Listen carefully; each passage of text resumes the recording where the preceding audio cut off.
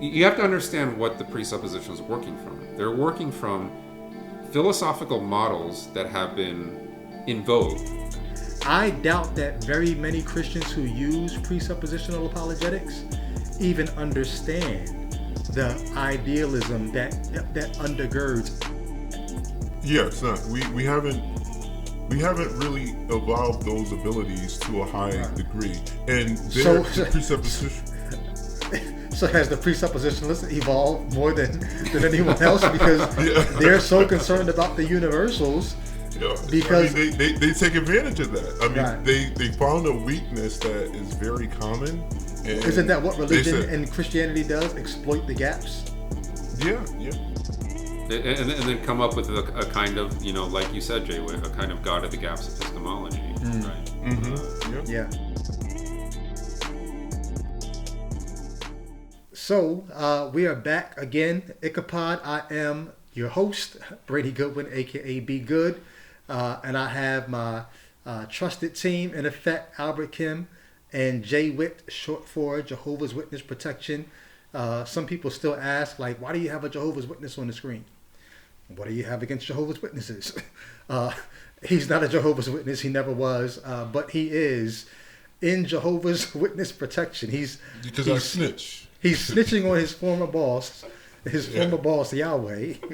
And he doesn't want his identity to be shown because Yahweh doesn't have the all-seeing eye that we thought. So he doesn't really know who Jawid is at this point. And neither do you. Though some of you think you know. So don't you snitch. But tonight we have a very interesting topic, a frustrating topic, an interesting topic. We'll see how it goes. We're going to be talking about my favorite Christian philosophical, and it's really not my favorite, presuppositionalism. And if you're like, pre-sucker what? We started to call this presuppositionalism. I'll let Jay Witt explain why we were going to title it that, but we won't title it that. It's because they're the pre-cum of apologetics. Okay. They're the pre-cum of apologetics. And we come here to put the nail in the coffin. So we're gonna try to keep it as light as possible. But at the same time, I'm just warning you guys ahead of time. This is going to be kind of heavy too, because it's, like I said, it's philosophy. It's theologians. Is it theology disguised as philosophy, or is it philosophy disguised as theology? I'll let Al break it down.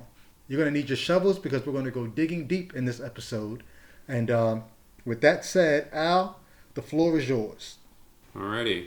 So I'm going to play for us, and all three of us have had, either we were presuppositionalists at one point, or we've had our experiences interacting with them, or reading the literature, etc. But let's just start with, for now, we will start with Dr. Robert Howe, who kind of gives a definition on this. And Cornelius Van Til, who's the fountainhead of American presuppositional thought, who was a professor at Westminster Seminary in the early 20th century, in effect says that any argument for the existence of God that concludes God cannot be the God of Christianity, because the God of Christianity, in his estimation, has to be the presupposition of all argument. So in effect, Van Til would say the assumption or the presupposition of God is the necessary condition for all knowledge. Whereas the classical approach is going to say there are truths about reality that normal human beings with the faculties God has created us with, there are truths that we cannot fail to know as human beings. Mm-hmm. And from those truths, a person can construct, we believe, a demonstrable argument for the existence of God. So it's just basically a debate, if you will, over the propriety of giving arguments and evidence primarily for God's existence. All right. So, Richard Howe, not Robert, got his name wrong. Now, the kind of the reason why I'm starting there is because I think when we talk about, what is this whole thing about presuppositionalism, it's a little easier to understand when you pit it against what has been the classical method of apologetics. And as kind of Richard Howe said, that what kind of sets classical apart, has traditionally been coming up with arguments, right, philosophically, trying to defend the claims of the Bible historically or things like that, and kind of reasoning your way up to God in some sense. And the way that presuppositionalism has been unique and different is that they take the approach that, well, before we even begin to reason or begin to talk about evidences, we have to presuppose the Christian God in order to give a defense for the faith. Does that sound like a pretty fair, So when you talk about building your way up to God, sort of like making inductive steps. Right. You start off with the small things. We exist. There's trees. There's the sun. Things are made by other things that must be making you build your way up to God. Right. As opposed to the presupposition is the reverse, more deductive. You start off with the thing you're trying to prove, and then from that thing, everything else then gets its existence. You kind of, because there's a that, then there can be all these other things. Yet another way of putting it would be to say that they don't assume that both the Christian and the non-Christian have a common ground in terms of a basis for any axiomatic claims they might make. They don't assume that common ground. Well, let me reword that. They would say that they both have the common ground, but the one is in denial of the common ground that they have. So I don't even know if that simplifies it for people, but that is to say that the Christian God has to be presupposed to even have any rational or cogent conversation. And that the unbeliever, by virtue of denying the existence of the Christian God, is engaging in some form of self-deception when they're arguing against the Christian God, because they have to borrow from the worldview that assumes the Christian God to do so. Let me just say this, Al, before you take us where we're going to go with it. Right now, I think two things are probably happening with our listener. So there's two things that are probably happening right now. The presuppositionalist is probably listening saying, you guys are butchering it. That's not. And then the person who's never heard of this presupposition, they're probably just sitting there saying, what the hell are you guys talking about?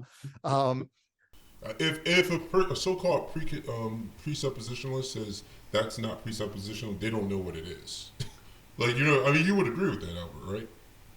I agree with that. So if they would say that, if their response to that is like, you didn't articulate it right, I'm like, that's about as clean an articulation. That's what Bonson himself literally said. That's verbatim. I agree, but I think Brady's just trying to, just for the sake of the audience. I'm also thinking about, we always get people in our comments who are looking for the smallest thing to be able to discount what we're saying. And one of the things that they're going to use is, you're not saying it right. Even if you're saying it right. But nah. Okay. So that's us trying to rephrase what you just said, Al, or the way that, what's his name? Richard Howe? Yeah, correct. Richard Howe. And he said the same thing. He said pretty much the same thing, just a kind of more long-winded, kind of explanatory version of it. But for the person who's lost, what we're really talking about is two different approaches to Christian apologetics. Both of them want to A, defend the Christian faith, and B, build a case for the Christian God. The classical apologists, there's something called classical apologetics, want to build a broad base with common ground with the unbeliever. These things are true, right? We're both reasoning right now. We're both talking right now. We have these things in common, and we build up to God. The presuppositionalist says, no, we're not going to take the classical approach and build up to God. We're going to presuppose or start with God, because without him, we don't have any of these other things. Morality, logic, reason, truth, what have you. You could almost think of it like when you're in school, they have certain prerequisite courses that you have to take in order to move on to others.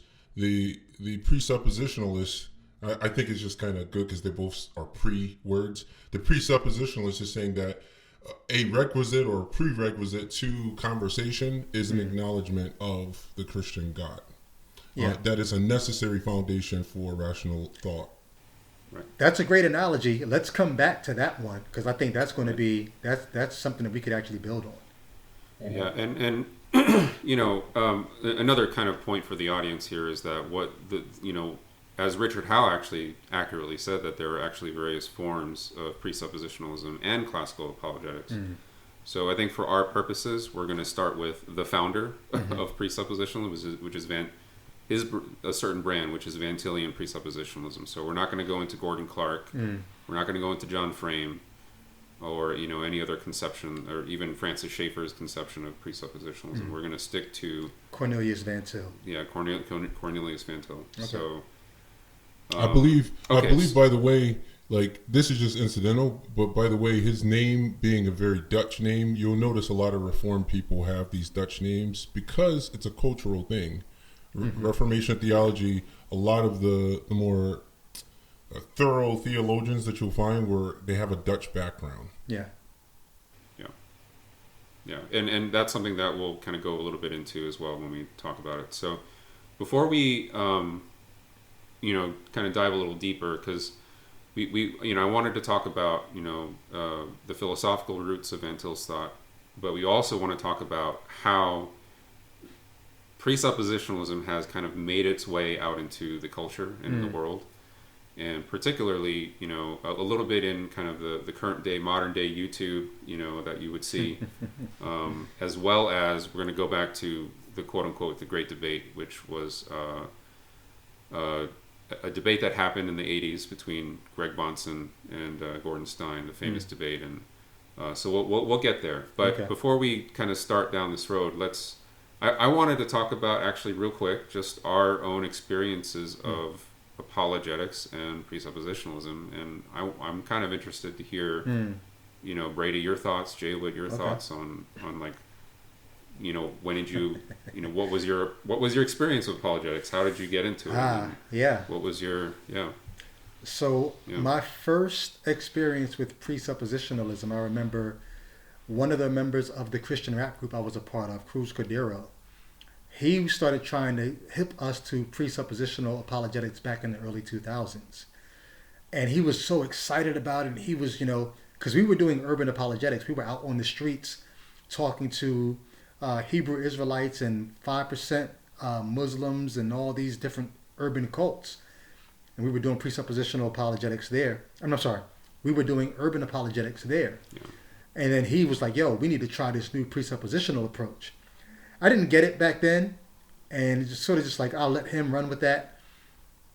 So I was more of a classical evidentiary apologist. But I think it wasn't until I entered Westminster Seminary where Cornelius Van Til taught back in the early 1900s. But I entered Westminster Theological Seminary in the 2010s and got my first deep dive into presuppositional apologetics, first year apologetics class. And I started trying to get my mind around it. And at first I was like, ooh, this seems like a great trump card to throw down. If I'm in a debate with somebody, like,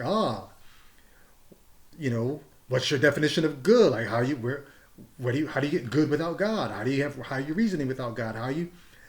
And at first I was like, I'm going to use this trump card.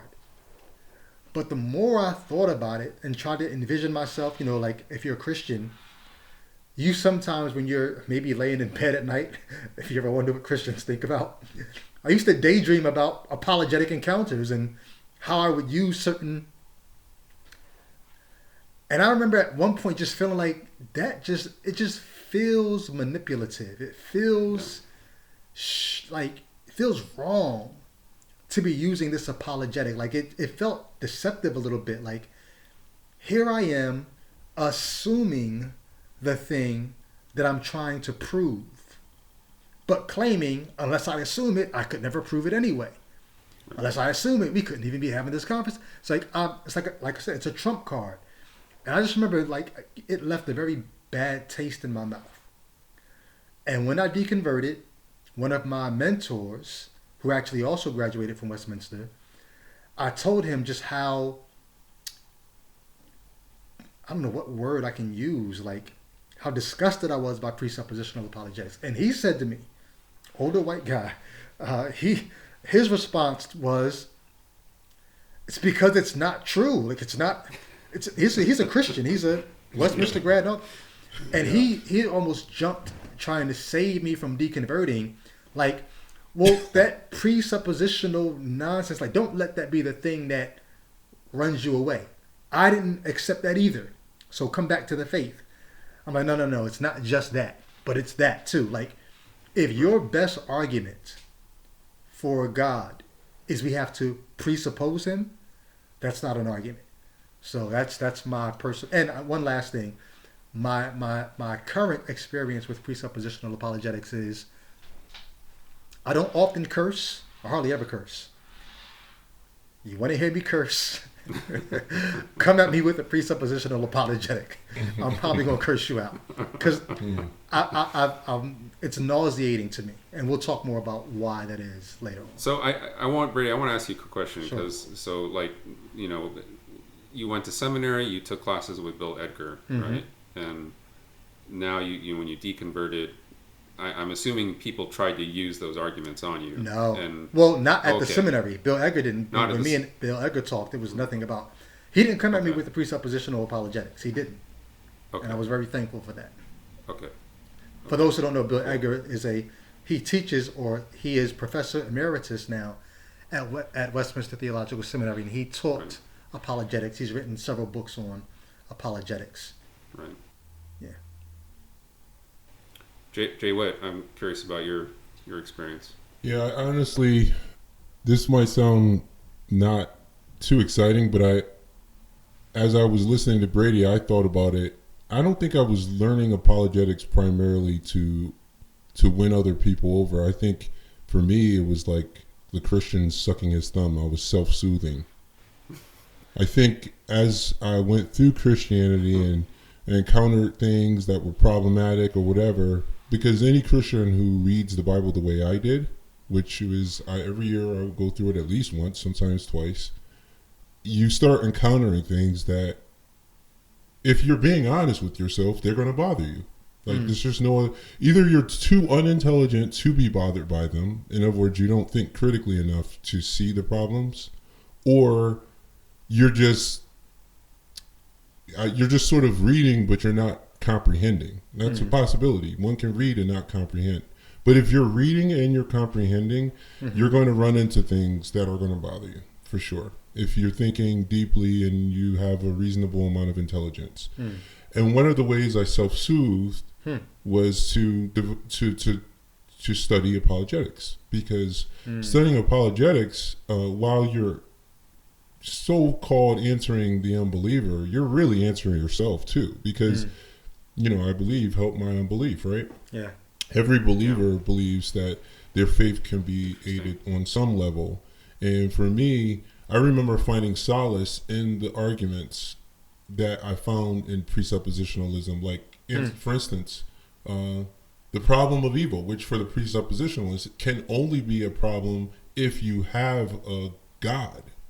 So it's a way of soothing yourself, oddly enough, using evil that you recognize in the world to soothe yourself and to make you run back to God. It's almost like good cop, bad cop. Al, would it be okay if he said a little more about that now? Like, why is it that evil can only be a problem if you presuppose the Christian God? Should we save that, or can he go into that now? You can talk about it only, like, maybe try to remember what what you were thinking, but without getting too much into the philosophical kind of, if that's possible. Jay White. Yeah, I mean, I could stop my explanation there too, by the way. Okay. I was just walking you through my thoughts. No, that was perfect. The self-soothing part is, I think, kind of unique, actually, because I would say that my experience aligns a little more towards kind of Brady's. I felt like I would focus on that element. I did use it, obviously, on other people. Right. And that's, that was part of, I remember getting one guy angry, a very good friend of mine. He was just angry because I had pretty much closed the door on conversation, made it Like, Yeah. look, man, you can't say anything. You can't even account. You know, it was one of those type things. And he didn't have the arguments. He was a good friend of Yeah. mine. He didn't have the arguments, or he didn't know philosophy well enough to refute anything I was saying. And I, was feeling very kind of pleased with myself in that situation. But at the same time, I was quite obviously being somewhat of a jerk, So I used it on atheists. Basically, the tactic shuts down conversation.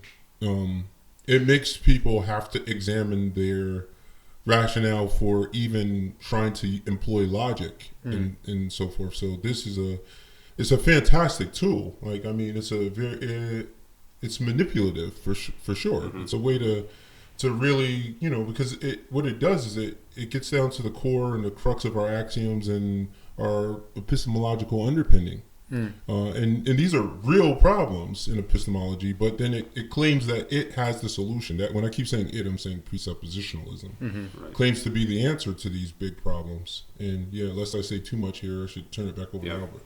So what was really interesting, Jay-Witt, is your experience with your friend, kind of the interaction that you had about him getting angry and things like that. So we're going to see a little bit about how that has worked itself out in similarity with kind of what we see today with some of these debates historically. So, well, even Brady just referred to how it, in a unique way, gets him to curse. So I mean, I guess exactly. So, so I'm going to just talk a little bit about my experience. Mm-hmm. So, I and I think it was in our second episode, I described a little bit about when we talked about our Christian experience and how we got converted and then how we kind of left the faith, things like that. And just to expand a little bit more on, that time, I know people probably don't remember, but I'll just kind of jog your memory where when I went to art school, when I had that encounter with my art history teacher, we talked about, how Christianity stole all these concepts of with the Trinity, etc., about the second coming and all that stuff is the sacrifice, and then I described how I kind of a lot of my high school friends kind of didn't want to hang out with me anymore too much because I got so radical. But a lot of the things that I did, for example, in art school was there are plenty of atheists going around in art schools, right? So there were a few classmates where I would kind of engage with and argue, and at that time I was kind of more on the the Lee Strobel, Josh McDowell kind of evidential apologetics. I was using a lot of those arguments, not convincing people very, very much. But it wasn't until I encountered, I was going to John MacArthur's church. I was it wasn't until I encountered Greg Bonson and the Great Debate, which we're gonna touch on later today, and that just blew me away, right? Because I at first I remember listening to it and I just thought I don't understand half of the things he's saying in this, but with some of the highlights of the the gotcha moments, right? I remember feeling so thrilled, like it was just and then I began to investigate a little more about what this method of apologetics was, and presuppositionalism and things like that. And I remember having a really hard time having these debates with non-Christians, right? They would present arguments, and half the time I didn't know how to respond, but then I still believed, right? So I would go back and do my homework, and then and then have a second round or whatever. Yeah. I remember doing all that, right? Wow. And then when I heard Greg Bonson so eloquently kind of demolish, right, quote unquote, his opponent, that was inspirational. So, so when I began to kind of look into understanding Van Til's thought, I spent a lot of times on Christian forums, even trying to argue back and forth with a lot of them and things like that. And then I at some point I became convinced for a little while. I had this kind of short window of time where, I thought it was it was a convincing methodology, but also kind of from having this Christian epistemological framework, I thought it was a bit convincing as well. And then eventually, just to summarize, I kind of veered away from it. So even while you were still a committed Christian. Even while I was a committed Christian. So when I moved to New York, when I became a Presbyterian, you would think that, okay, well, right. You're encountering all these people who come out of Westminster. But I started to veer away from it. And kind of my reasoning was I just thought that there was something about evidentialism that was still compelling from a methodological standpoint. But this is something that I think hopefully we'll talk about in another episode. But it wasn't until I encountered the old Princetonians and what is kind of considered to be the classical Reformed evidentialist school. And that's where I started to kind of move away and become a pretty harsh, actually, critic of presuppositionalism. So I'm not seminary trained. Brady is the one who took classes with Bill Egger. But this was a very particular topic that I had great interest in, that I spent many hours reading and learning for myself. So, wow. Yeah. I think very many Christians feel like they have a superpower when they tap into presuppositional apologetics. Yeah. And we'll test the strength of that cape tonight. Exactly. Bonton was great for the movement because he's such a great rhetorician. He just does. He's just really good. I mean, whether you're a believer or not a believer, he's an excellent debater. And I guess, we should make that very clear. I guess when it comes to debating anything, whether you're right or not is not always what wins the room in a debate. That's a very important distinction to make. Before we get into that, however, I did want to talk about, what I referenced earlier about the cultural outworkings of what presuppositionalists are kind of known for. They're kind of, and I'm not going to say too much. I'm going to play some clips, and it alludes to some of our experience here. So let's go here. So these are two clips here. I'm going to just play it. My buddy Shannon Q. Shannon Q. All right, here we go. That God is the necessary prerequisite for all facts, and you said no. Is that correct? No. Do you assert and affirm that God is the necessary prerequisite for all facts? Yes, I do. How do you know that?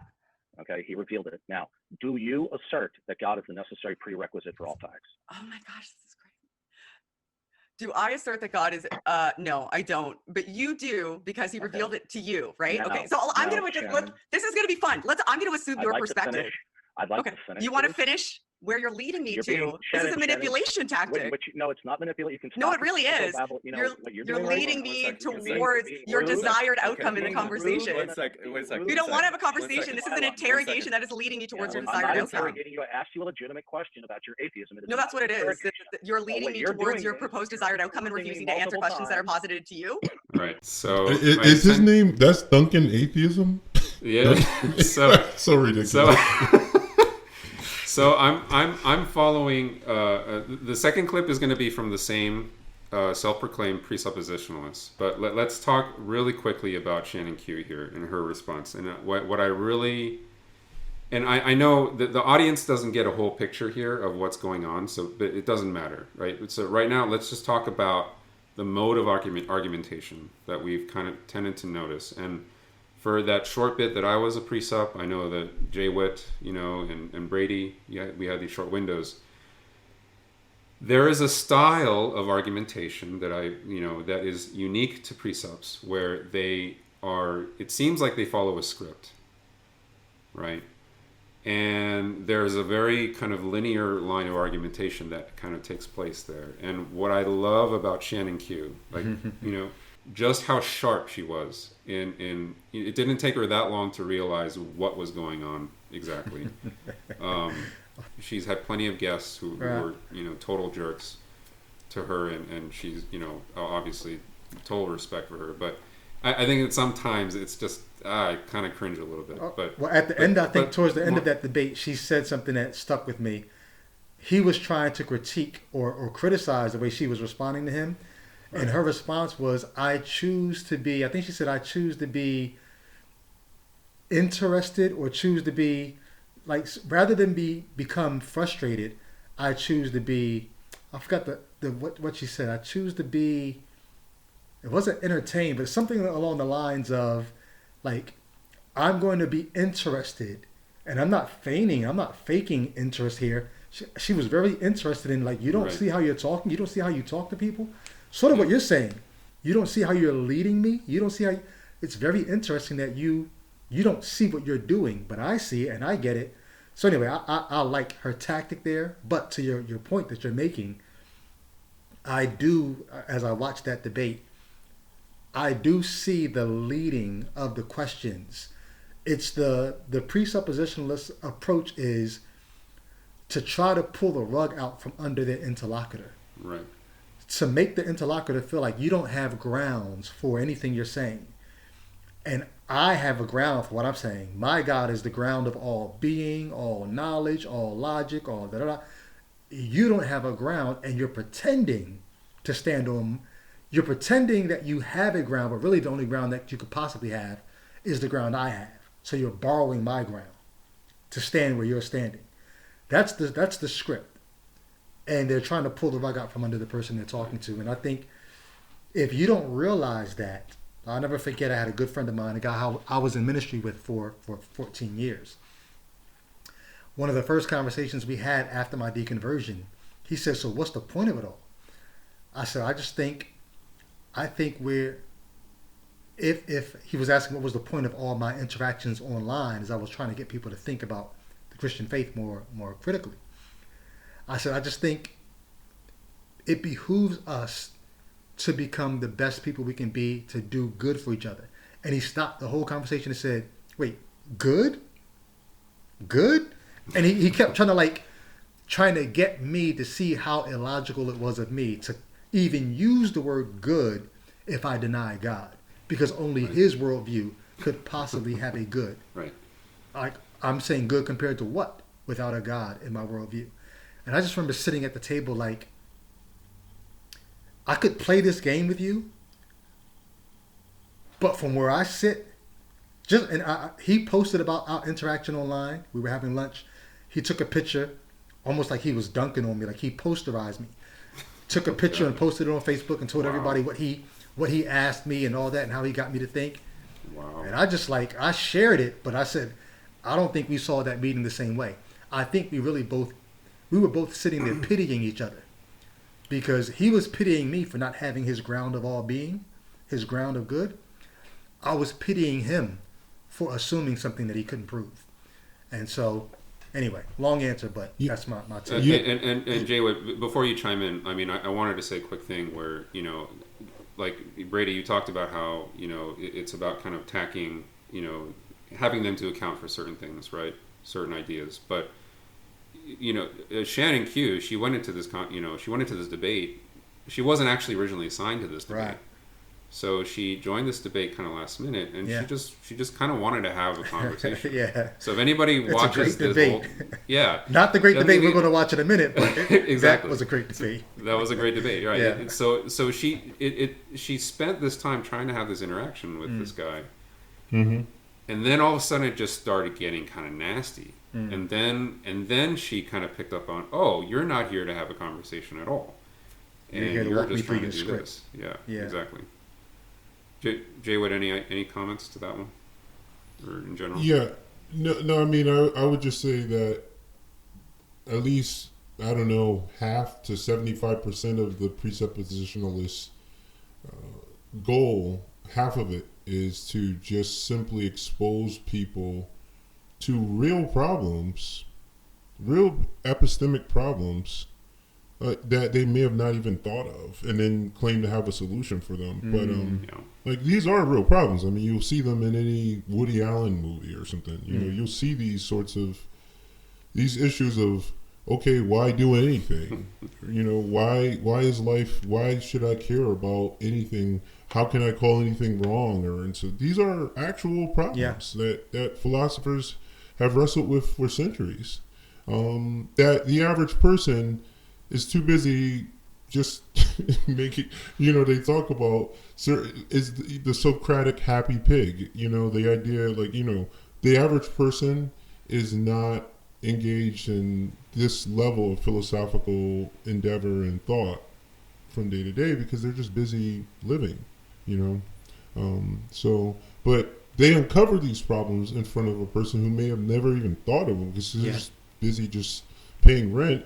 And then they say, look, you can't answer these problems. That doesn't mean that the Christian has an answer to these things. But it means largely that they're just exposing the other person to them and saying, hey, I thought about it before you did, and I actually have a resolution. It's kind of a gotcha. To say you have yeah, it is. It's totally a gotcha. But to say you have a resolution and to actually have a resolution, these are not synonymous things. Yeah. Actually, Gordon Stein's going to make the points we just made at the end of the debate, and I want to point to that once we get kind of further in. But we'll come back to this in Gordon Stein's words later on. Yeah. All right. I wanted to share one more. This is kind of an interesting one, and I wanted to get your everyone's take here. Thomas is asserting that evidence is meaningful. Evidence entails causal relations and connections. Do you have, Thomas, a rational justification? Yeah, before you ask the question again, he's provided what he would say is, I don't know whether he would use the word rational, but what I would describe as the reasons that he draws conclusions about causal relationships. And I think the point that you're trying to make by asking, this question again and again is that you believe that his answer is insufficient. And so you ask the question again and say that his answer is insufficient. And he provides his answer again using different words. And you ask the question again. He repeats the question, begging. Yeah. So given that he has given the same answer. I literally read off begging the question. Given that Thomas has given the same answer more than twice, and you have asked the same question more than twice, I think that you have received the only answer from Thomas to that question that you are going to receive. Now, can you follow up on your side of... Hold on. Do you understand that asking him the question again is not going to get a different answer? Okay, I won't ask that question again. Thomas. Fantastic. Can you answer my question, please? Why should I accept the Christian worldview? Well, because he denied that he was question begging. He appealed... Excellent. He appealed to sense perception in order to justify sense perception. This point... Oh, my fucking God. Are you kidding me with the buzzwords? Listen to me. All right. You are now on hold because that is perhaps the most dishonest way you have engaged with either myself or Thomas or with Eric. We had really agreement. My explanation. Hold on. My exclamation of "Oh my God" earned from you the response, "I thought you didn't believe in God." Are you joking? That is unbelievably absurd for you to say in response to me. Do you want to have an honest discussion about what I should believe and what justifications you have for what you believe or not? That is a yes or no question that I need the answer to before we proceed. All right. What are your, I don't want to say anything. I want to get your thoughts. No, we both shared on the last one. I want to hear your thoughts. So one of the... Just bear with me. Y'all keep going. No worries, man. No worries. You're good. So I'll give a little context here. The long thread that they were having in this debate was about causal relationships, right? So already, for the audience out there, the whole presuppositionalist mode is highly technical. It's highly abstract, the way that these Christians try to debate. But what was so, this guy, whoever this guy is, I don't know his real name, he's in a sense one of the best presuppositionalists I've actually seen, but also the worst. And what I mean by the worst is he goes by Darth Dawkins on the internet. Darth Dawkins on the internet, yeah, and he goes by other pseudonyms too. I've seen too, which is kind of weird, but he's to me incredibly obnoxious. In that sense, he's kind of the worst example. But he's also the best example because he knows his material. True. He knows it backwards and forwards. So what I found kind of constantly in his conversations with people, and I don't know why people. I think if my partner were to see kind of the amount of content I was watching, she's like, I don't know how you can, I don't think she would have put like, I don't know how you could put up with that guy, watching that guy, but I did. And he would get in these long, this is an example of getting into these long, kind of really painful, like asking us a question over and over again and not getting the answer that he wanted from, these, Shannon Q, but these people at Talk Heathen who are just highly intelligent. Yeah, I've seen him do it a number of times. Yeah. So, any thoughts, Jay Witt or Brady, about what you just saw? I don't know. Jay Witt. Yeah. Well, I mean, it's an example of exactly what I was saying. It's just challenging people on things that are a problem for everybody, and then like I say, just claiming that you have an answer to the problem. that's a thing. You can say, "Hey, I have an answer." That doesn't mean that it's an actual valid answer. But to just point out the problem isn't to have solved it. That's the other thing. There's almost like a collapsing in of, all right, I'm exposing you to this epistemic problem, and almost assuming by virtue of having acknowledged that it's a problem that you also have the answer. It's like these, I know they wouldn't say that's what's going on, but that's precisely what's going on. You just say, how do you even make sense of morality? There are the three categories that Bonson points to. And I guess, not to jump the gun, but he talks about morality and logic and, and science or certain processes of deduction and so forth.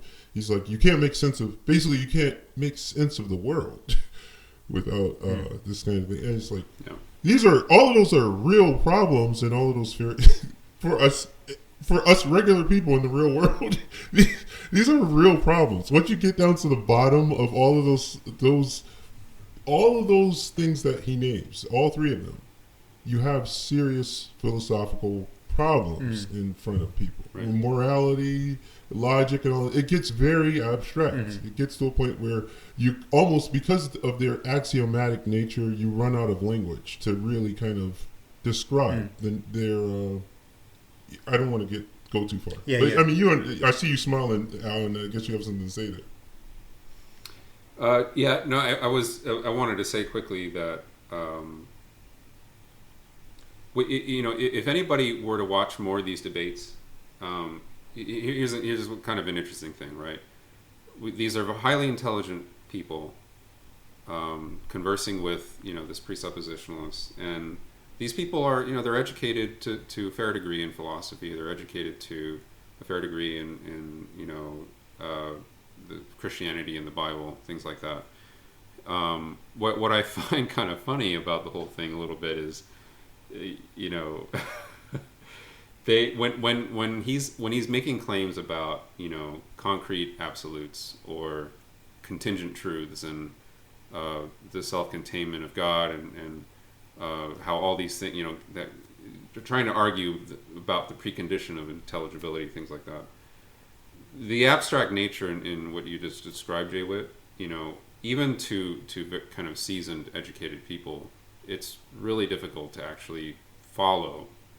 I think a lot of times, what he's saying. So, what's kind of funny to me is they'll try to pause this conversation. They'll be like, "Wait a minute. What do you mean by this statement? What do you mean by that?" And then he kind of tries to overrule them by saying, "Well, you're not. Let me finish." It's the constant. Let me finish my question. Let me finish. And it's almost like he's not trying to at all clarify. It's almost like, I think, Jay, what you've said this before. It's almost like you're trying to kind of stupefy the other person with this kind of abstract jargon and taxonomies. Well, it's kind of a bully tactic too, because it's a bully tactic. Part of the approach is right. You can't give an inch to the other person. Right. You can't let them have. So I didn't even hear. I never watched that before, but I can just gather. The guy was trying to ground his epistemology in something like empiricism, because he used the word sense perception, and Darth Dawkins said, "Oh, so it's circular. You're using sense perception to ground sense perception," and that was, like Jay Witt said, that's your axiomatic thing. Like, you got to get back to something at the ground level, but the presuppositionalists will not let you have that. There's something where you're supposed to be able to enter into the other person's worldview to see how that works out. But a lot of presuppositionalists, they don't even do that. They sort of just, like I said, whatever ground you're standing on, I'm going to pull that out from under you to show you don't have anything to stand on. You better come stand where I'm standing. Matter of fact, you're standing on borrowed ground. You just don't even know it. That's the whole approach to presuppositional apologetics. It's very pugilistic. When I listened to Bonson and Stein more recently in preparation for this, I couldn't help but think it really felt like a verbal boxing match where he had him against the ropes at a certain point. Now, it didn't mean, however he got him against the ropes, it's not all that important. Somehow he managed to finagle the conversation, and he got an advantage on him. And then it was just like, all right, I'm going to beat your face to a pulp. Like, I got you against the ropes. Now, whether or not what I'm saying even checks out, I got you. I got you against the ropes. And you somehow answered the wrong thing the wrong way. And that's what he was trying to get Shannon. Yeah. That's what he tried to get this other guy. It's like, if I could just get them to say the wrong set of words in the wrong order. And they wouldn't give it to him. They wouldn't give it to him. I'm going to get you on the ropes, and then I'm not going to let you up. I'm just going to keep punching you in the nose until like you fall. Oh my gosh. It's amazing to think about it post, Christianity for me, because I was kind of immersed into that for a little while, and I saw that as a virtue, right? I saw that as, you're doing the Lord's work, right, in that moment, and things like that. But when you take a little more of an objective, view on the whole thing, it just becomes, like a blood. It gets very semantical. It's right. very semantical. Yeah. It's like the reason why that just comes to mind is because if they catch you using the wrong word, even if you later try to concede, they won't even let you get around to concession. Right. Like, if you just use the wrong word in the wrong place, they're just going to just hammer. It's like the guy saying, "Oh my God." He's like, "Oh, you see, I got you." You remember that moment where he's like, "Oh my God." Oh my God. I laughed so hard when I first saw that. Oh my God. Thanks for sharing. I got you. See, you're saying God. I got you. You can't live consistently with your worldview. It's like, come on, man. Like, really? You're gonna beat my face in for that? The frustration is so real. It's so aggravating. I really feel. And it's by design. It's by design, because their intent is to frustrate you so much that you can't even engage. Their whole approach is stay as calm as possible and just ask the most annoying questions as possible, and just watch the other person go nuts. It's the annoying. No, I don't think the kid means to be annoying, but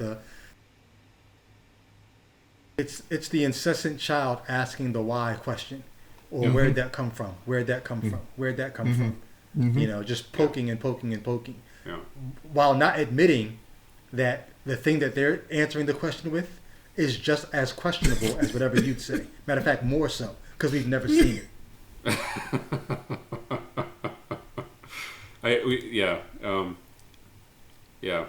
So I think this was a pretty good run through of a small window into kind of how it tends to work itself out in practicality with debates and things like that. And I did want to move on, though, to kind of this next thing. I think in order to understand Van Til, in order to understand presuppositionalism, we're going to have to get a little more technical. So one of the things that... So I'm just going to summarize the debate a little bit, okay? Because this is like, this whole endeavor is convoluted, and I'm trying to kind of make this kind of a little easier for the audience. But one of the things that classical apologists or other Christians have criticized presuppositionalism or Van Tilian presuppositionalism is the charge of actually propagating adopting kind of idealistic philosophy into his method of apologetics. So this has been a charge that has happened for a while.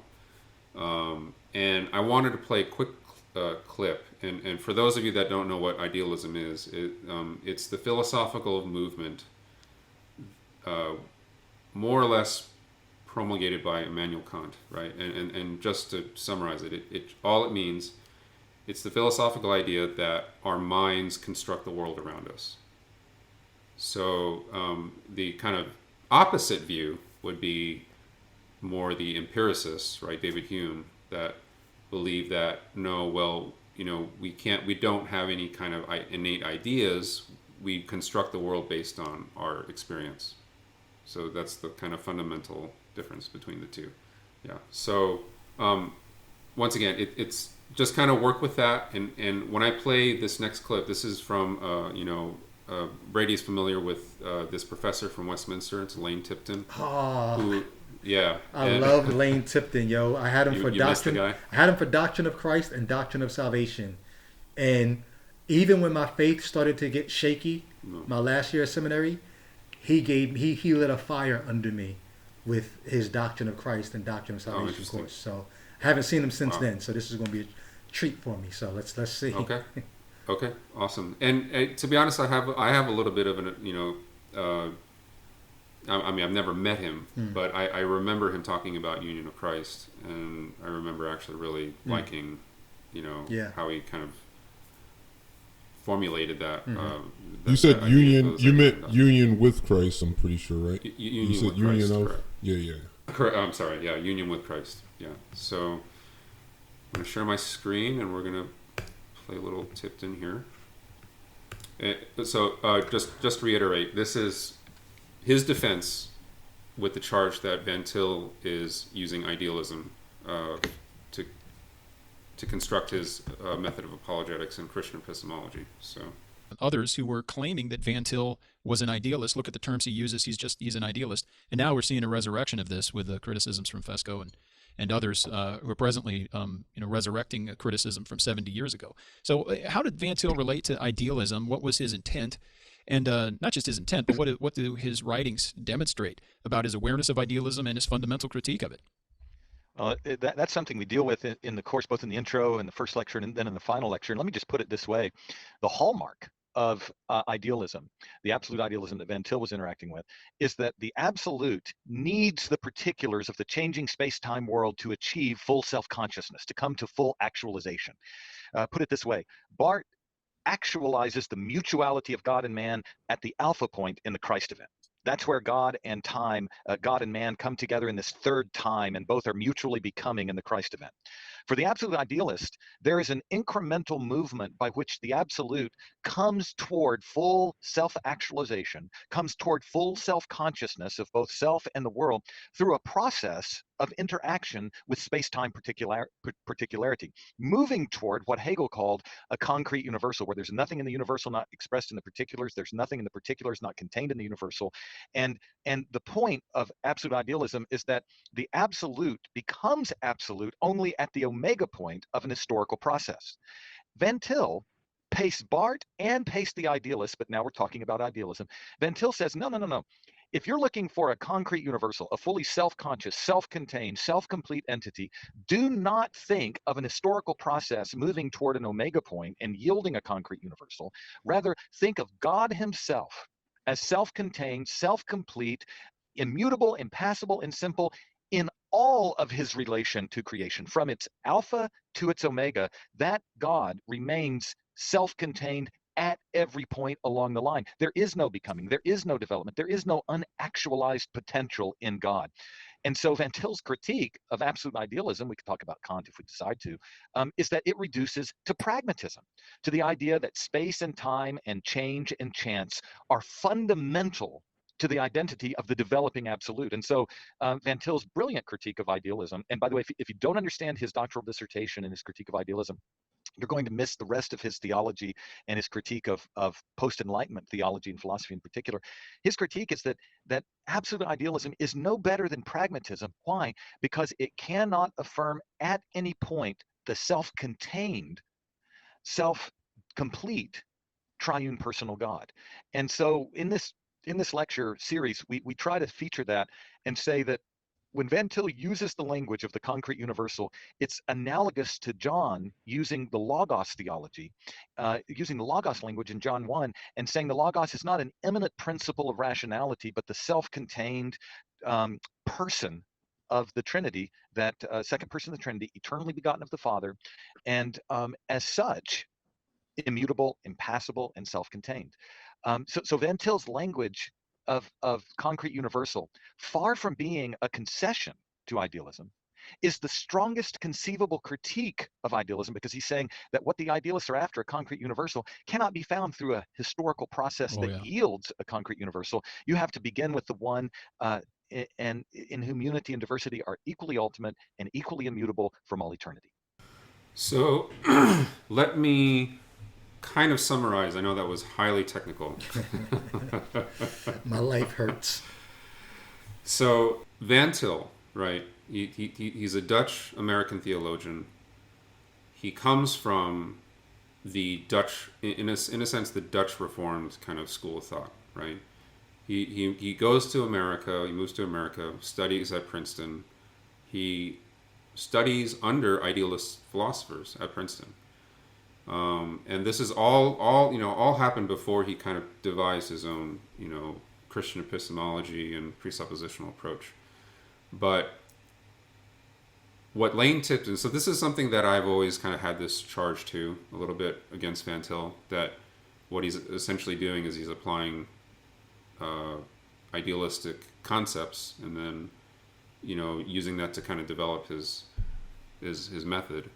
But what Lane Tipton, who studied under Bahnsen, argues is that what Van Til is actually doing is he's using idealistic concepts like reading Kant, reading Hegel, German idealists, and he's using those concepts and he's constructing theistic Christian theism by using those definitions. So, is Van Til an idealist? I think he is to some degree, but I think it's fair to say, and I just kind of want to be fair to the Van Tilians out there who are listening, it's like, I think, yes, to some degree, but I think also at the same time, he is doing something a little innovative, a little kind of different with, it is a very unique, it's a novel kind of approach to kind of describe and technically kind of build an epistemology and use these concepts to really infuse Reformed theology into it. So, but however, that is not to say that I think that is where Van Til runs into a lot of problems with his epistemology, which we won't cover right now, but I do want to describe to us that when we talk about idealism, there are a couple of things that we need to know, right? In the idealistic conception of things, right, there is the kind of the abstract universal, right? There is the concrete universal. The abstract universal is describing ideas, right? It's transcendental in nature. And the concrete absolute is also something that is transcendental, but it actually has particularities in the real world. So those are kind of the two things that they are addressing and talking about. Now, Lane Tipton is very forceful in saying, right, that Van Til does not see God as some kind of idea, but he sees God as some kind of concrete thing that exists in the real world, et cetera, et cetera. But you'll notice that when we look at the Great Debate coming soon, you're gonna notice that Bahnsen is kind of constantly moving through what we would call the universals and the particularities, and that's something that we're going to talk about. Jay Witt, I know you have a lot to talk about in that regard, but universal. Just think about this. The universal describes something that's abstract, that applies to the universality of things, right? It's timeless. Nothing changes. It's always true, I guess, no matter what. So I'm trying to translate this. Mm-hmm. And the particularities describe the things, the individual, right? The things that exist in the real world. Would it be fair to say the particularities are expressions of the universal? Yes. And I think what we have to kind of differentiate here is that not the universals don't always. Well, I don't know. Okay, how do I say this? The particularities themselves, how to account for the differences and all that stuff. The Van Tillian would argue from their in a kind of idealistic conception, right? They'll argue that the triune God accounts for all of that, right? It's the kind of unity and diversity question. So, but I see a parallel epistemologically with a priori and a posteriori. So in a sense, they are. So that's the thing. Van Til tries to argue purely from a priori, right? Which is arguing for, like you said, Brady, the ground of all things. Like, how do you account for the ground of things, or etc. So, does this kind of help clarify? I think maybe some of the nuance it's more here? for the listener to answer. Okay. Does this help clarify? But I hope so. A priori, a posteriori. Right. There's some bare fact, some brute fact of reality. Right. That we would call the universal or the all, bare reality, but we don't have access to that. That thing is beyond our accessibility. We only have access to the particulars that either reflect or express or are in some way related to the universal, but we don't really know the universal. Right. That's sort of that's just another way to talk about. They also use the language of noumenal and phenomenal in that way too. That's at least that's Kantian language particularly. Yeah, Kantian language. Yeah.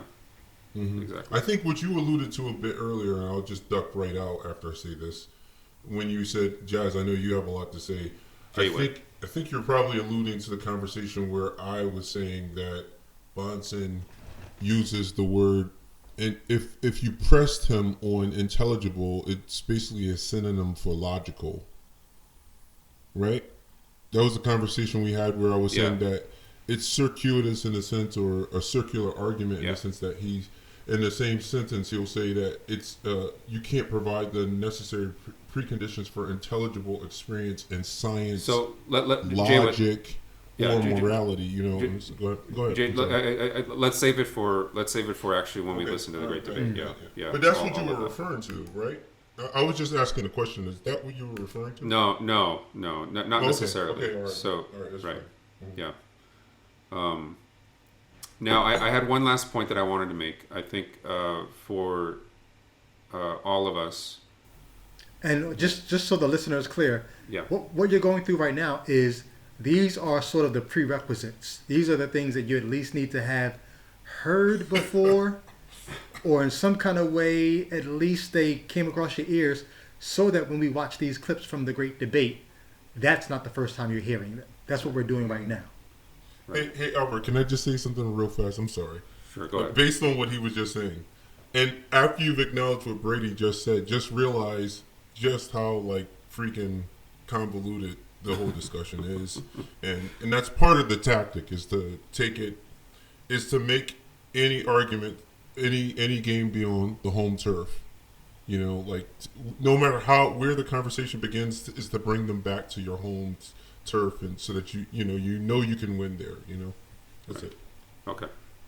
And I'm sorry, these comments are just rolling off, but I doubt that very many Christians who use presuppositional apologetics even understand the idealism that undergirds, even if what Lane Tipton says is true, even if Van Til is doing what the author of John did with the Greek concept of the logos. Even if that's true, if you don't understand the philosophy that's underneath the term that you're using, you're out here talking about logos, and you don't even know what the Greeks were doing or what Philo. Philo was a Jew who borrowed that term before John did, and brought it into Judaism. If you don't know what they're doing, and you run around talking about Jesus is the Word, the logos, you kind of need to know. So in the same thing, those people who are using this presuppositional approach, they need to understand what Van Til was actually doing. And to add to that, actually, Brady, when the so gift one keeps on giving. It keeps on giving. So one of the things that one may argue from a presuppositionalist standpoint is that Van Til is using the term transcendental, right, very differently than the way Kant uses it. And that's true. However, Hegel uses the word transcendental in a different way as well, as well as other forms of idealism that have sprung around. So now I understand, once again, there's still very specific meaning to when Bonson and Van Til would use that word. But at other times, and this is where the convolution happens, is that when you see Bonson try to talk about other things relating to presuppositionalism, he'll very likely just borrow Kant's seemingly definition of the word as well. So this is where it gets very, if anybody who tries to do a deep dive into this, and I don't necessarily recommend it, but that's the kind of conflation or potential conflation, maybe equivocation even, at times you'll encounter. And this is where it gets really confusing. But for our purposes, let's just kind of know that, right? The transcendental, Bonson does not use it in the same way that Kant does. However, it's almost like he's taking it anyway for, when you say Bonson, you mean Van Til also, right? Van Til, exactly. Van Til, the same thing. Yeah, exactly. Okay, so let's go to the great debate. I will share my screen, and we're going to share two. So this debate was in the 1980s? Right. This was between Greg Bonson, a presuppositional Christian apologist, and Gordon Stein, an atheist, correct? Correct. And this is going to be a cross-examination where we're going to talk about the laws of logic here. And this is something that anybody who's seen presuppositionalists why does he look like Will Ferrell to me right now?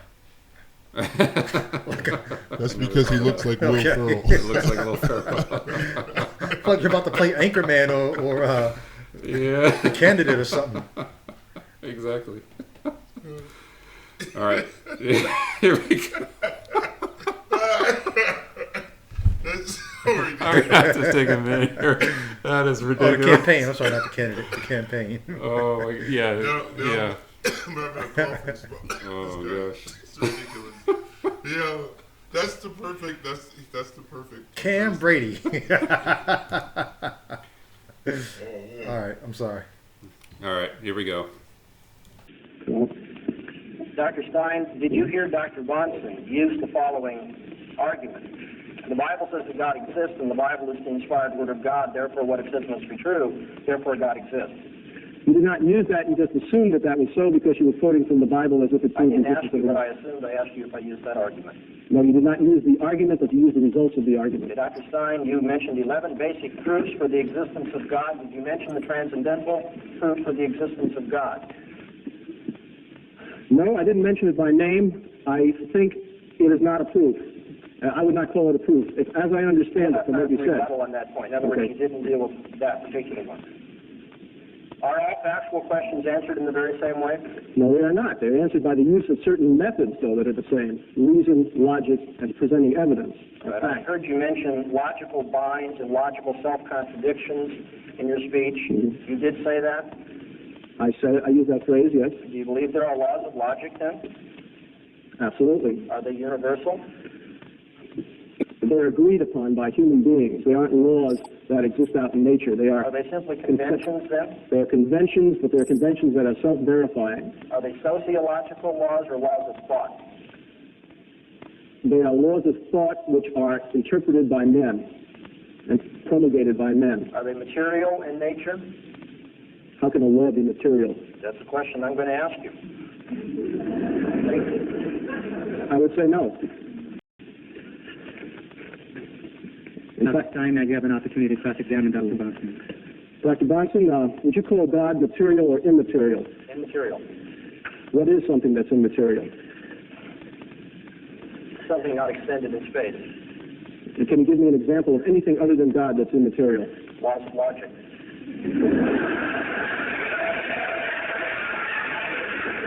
could I ask that you hold that down, please? Are you putting God in the same, as an equivalent thing to the laws of logic? Now, only if you think all factual Christians are answered in the very same way would you even assume that by thinking there are two immaterial things, they must be identical. No, I'm not assuming that. I'm just assuming that because the laws of logic are a convention among men, are you saying that God is a convention among them? I don't accept the fact that claims the laws of logic are conventional. Okay. All right. So I want to say, and this really takes me back. I remember hearing that segment and then just being I stood in awe. I had never seen somebody kind of play that gotcha moment the way Bahnsen did. And this is the reason why this is called the Great Debate, right? Because, Bahnsen is extremely articulate. He's very technical as a logician. He is very, just extremely articulate. He's an extremely great debater. And, for me, this was just such a, great moment for me at that time, when I... And he was clearly several steps in front of his opponent, right? Yeah. I mean, we talked about the fact, it's like, how could you anticipate the trap, like, that he would be trapped in the next portion of the debate where the guy is asking, you basically set yourself so much so that the punchline, the audience got it immediately, Like, so Al, are you saying as a Christian you rejoiced when you heard that moment? Yeah, that was a great moment. I had never, like Ravi Zacharias, who was a bit debated people and all that stuff. Like, there was no equal. Like this was the debate among all debates. Wow. He gets Stein to say, how can a law be material? And he's like, so he gets Stein to send him the alley-oop. Yeah, he gets Stein to give him the alley-oop. Yeah, it was perfect. He said, "That's what I'm planning. That's what I'm planning to ask you." And then it comes back around. Then Stein comes and asks him. He's like, "Can you give me an example of something that's it?" And he's like, "The laws of logic." It's a perfect. It's the yin and the yang. It's so perfectly fitted. Give me an example of something other than God that's not material. Right. Exactly. He says the laws. And it's like, how did he anticipate that setup? Like, how could he? Like, because the other guy has to play. It's almost like Sacha Baron Cohen doing his stuff where the comedy is reliant on the other player. His slam dunk was reliant on the other guy contributing. How can a law be material? Like, it was just crazy. Yeah, it's so expert. You still, and just to give a little background on Gordon Stein, I take the hat off to him. Yeah. For anybody who might be lost, what we're doing is we're respecting the Christian apologists, the presuppositional apologists, what he just did in getting his point across, and actually having the atheist basically, the atheist helped him make his point. And it was a great moment for the Christian apologist right And then he just slam dunked it. Like, it's just crazy. Yeah. Now, it's interesting to me, right? After kind of leaving the faith and hearing this again, right? And you start to think about, and I'll wait till we get a little bit later down the road to say some other things, but I wanted to say that this whole idea of abstract immaterial things like the laws of logic, right? You talk about anybody communicating that to anybody. Can you if you just ask some random person on the road, like, do you think laws are material, right? Nobody would say, how can, right? Like Gordon Stein, like, how can a law be material? And hearing it now, and Jay Wade, I think you kind of mentioned this as well, where there's some kind of, when we talked about arguing from universals, right? Right? There's the universals, there's the particulars, there's us. It's not. It may be like people may not have strong opinions or strong philosophical commitments about something, but if you were to ask somebody, just like straight up out the door, it's like, do you think the laws of logic are material or are particular, right? You're probably going to say no, right? It's a universal abstract thing. It's not easy, but now when you make this leap from kind of the laws of logic, now we're talking about ontological things, right? We're talking about being and things like that. was Stein asking what, like, you know what I mean? Like in that kind of, like, he set his own trap, right? Mm-hmm. But he was probably asking something. Maybe he was asking something else, right? He wasn't asking. This is for what we were another- talking about. Yeah. That's what we were talking. Right. Is there's a certain amount of bad faith argumentation because you know that you're engaging in some level of equivocation. You know that's not what you know. You know when because of the fact that he set himself up prior to that.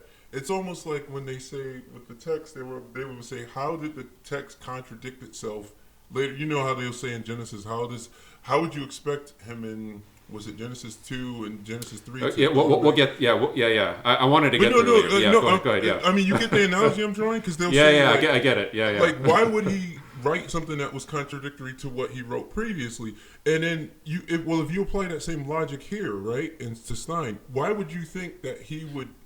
It almost implies that your answer shouldn't just be like a wisecrack. You should try to get down to the bottom of what he means, what he's because really he saying. just said. Right. Yeah. You get what I'm saying? Yeah. I mean, you guys get what I'm saying, right? Yeah. 100%. Yeah. Well, for the listener, just in case it helps, what Jay Witt is saying is Gordon Stein may not have been making the point that that Greg Bonson made him look like he was making, but it's only because Bonson had a script, he had a goal he was trying to lead Gordon Stein to, almost like the clip we watched a minute ago, when the atheist on Talk Heathen said, "Oh my God," and then the theist came back and said, "Oh, you believe in God now?"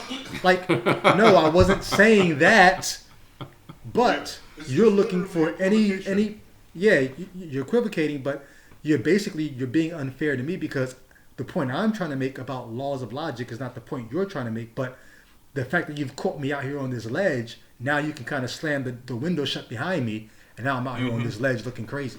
And it's highly semantical. Yeah. Right. You know, it's basically presuppositionalism. It's rooted in semantics. Like if the nomenclature is slightly off, I got you. Yeah. Yeah. One of the things that we've learned, when you hear, let's say for instance, if you read Van Til's book, The Defense of the Faith, right? The constant stress is making the believer justify their unbelief, right? That methodology is laid out so clearly, and he finds so many different ways to do that or explain it and. But you guys get what I was saying, where they ask us to do otherwise when you're in the text. That's why I think it's important to just bring us back to text just a little. Like when you come to the text and you see what look like basically contradictory things right after each other, you don't say, I got you. Like if you're the Christian apologist, you say, well, how can I make what they're saying make sense with what they just said? You see, so it's almost like it's a very self-conscious, bad faith way of arguing, is what I'm saying. Right. Because on the other hand, you want the benefit of the doubt to be given to your biblical writer, because you feel like, why would they contradict themselves after they just said that? You know? Correct. So, Jay, what you're saying right now kind of goes back to the whole question of the universals and particulars, right? The universal concepts, they're so abstract. They're so, how many people actually spend time formulating their worldview from a universal perspective, right? I can't even count it on my one hand in terms of who I know who actually do that are not Christian presuppositionalists, right? And it's hard enough for even philosophers to do that, right? Even trained philosophers to really come up with, they have to be an idealist, right? Because if you're an empiricist, then that's something else. And once again, you will see Bonson and even Van Til try to critique their epistemology on their grounds, etc. But that's for another time. But all I'm trying to say is that it's not that hard.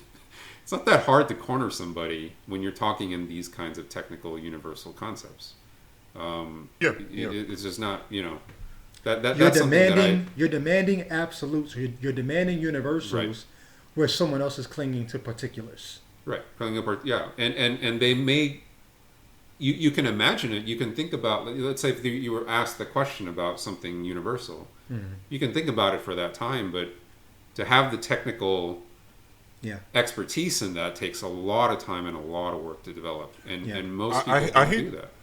I hate to be circular here, but it feels like we haven't evolved to generally think in these really abstract. You see what I'm saying? Like, as a species,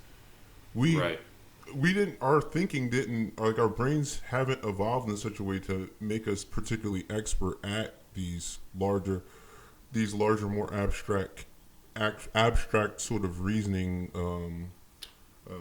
I'm not saying that right, but you get what I'm saying. I hope I don't. Well, it's just not pragmatic. It's not practical to do that. Yeah, it's not. We haven't really evolved those abilities to a high degree, and the presupposition. So has the presuppositionalist evolved more than anyone else because they're so concerned about the universals? Yeah, because they take advantage of that. I mean, they found a weakness that is very common. And isn't that what religion and Christianity does? Exploit the gaps? Yeah. It's like, let's find something that most people haven't really worked on, and let's work on that. Let's work on really that a whole lot, and then just come to people who are just basically. And then come up with a kind of, like you said, Jay, a kind of God of the gaps epistemology, right? Mm-hmm. And to fill in the gaps. Yeah, exactly. And what just to note for the audience, right? It's like concrete universals, absolutes, right? These are idealistic concepts that are, if anybody's read Immanuel Kant's Critique of Pure Reason, right, or Hegel's absolute idealism, which is another form of idealism, right? And they're highly technical, right? We're talking about analytical judgments, synthetic judgments, ways of understanding the limits of our knowledge, right? You had to be technical to begin with to even work from those concepts. And so, how many people do that? Right? No. Like who does that? Yeah, I mean, they would have lost. While you're saying this, I'm like, they would have lost the apostles who were supposedly uneducated fishermen. Exactly. Like, they were just blue collar workers, supposedly. Like, they would get lost in their language. Where in the Bible do you see presuppositional apologetics being used, let alone something like idealism or, you know what I mean? Like, that's not how the faith was handed down. So Lane Tipton has one example. He only has one example from, I think it was from Acts. That's it. And I haven't done a deep dive in that one yet. Wait, not 17. No, you know what? It might have been Colossians. Okay. Yeah, it might have been. Yeah. But I mean, I think it's an Act.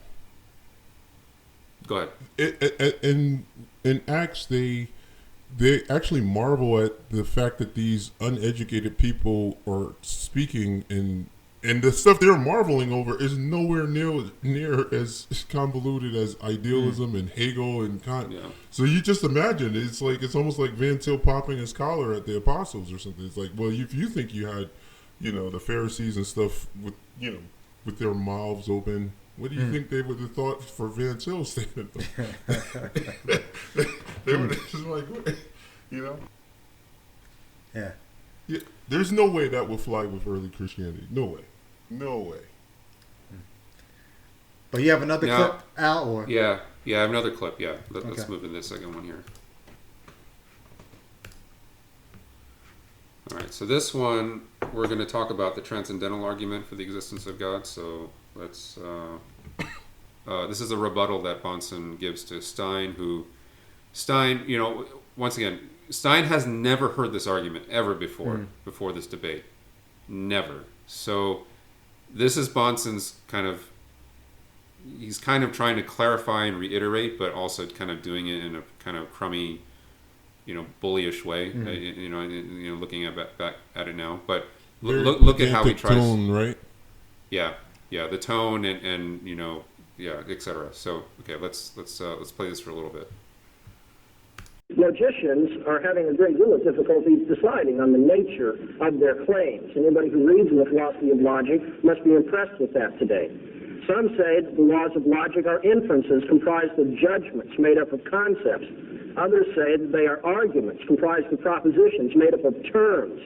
Others say they are proof comprised of sentences made up of names. Others would simply say they are electrochemical processes in the brain. In the end, what you think the laws of logic are will determine the nature of evidence that you will suggest for them. Now, in an atheist universe, what are the laws of logic? How can they be universal, abstract, invariant? And how does an atheist justify the use of them? Are they merely conventions imposed on our experience, or are they something that reflect absolute truth? Dr. Stein tonight has wanted to use the laws of logic. I want to suggest to you one more time that Dr. Stein, in so doing, is borrowing my worldview. He's using the Christian approach to the world so that there can be such laws of logic, scientific inference, or what have you, but then he wants to deny the very foundation of it.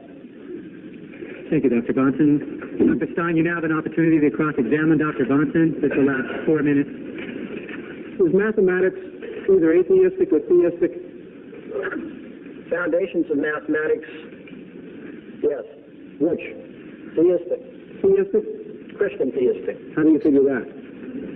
From the impossibility of the contrary. No other worldview can justify the laws of mathematics or of logic, because no other worldview can account for universal, invariant, abstract entities such as them.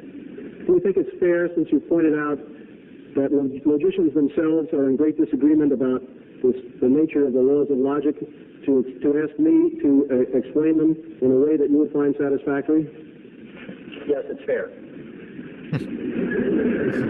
Why?